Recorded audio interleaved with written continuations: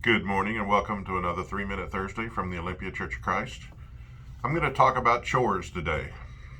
How many of you have certain chores you have to do that you just don't want to do? Could be dishes, could be laundry, could be cleaning the bathroom.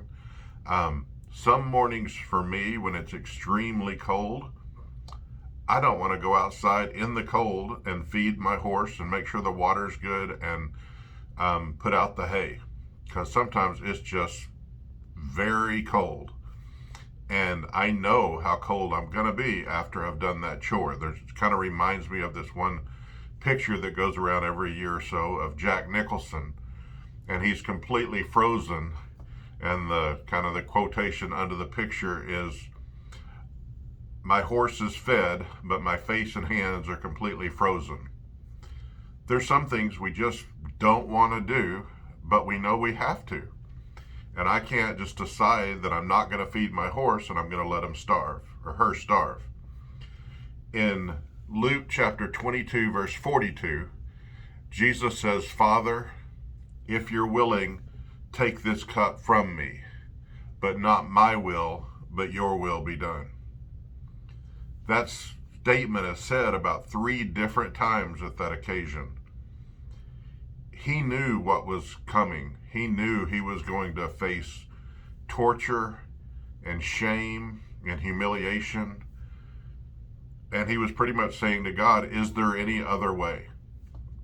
And he was fully God, but he was also fully human.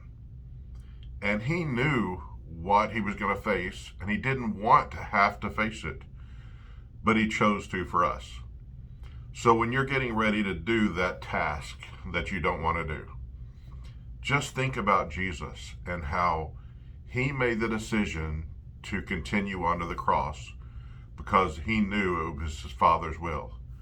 As John 3:16 said, it was for God's love for us that he gave his Son.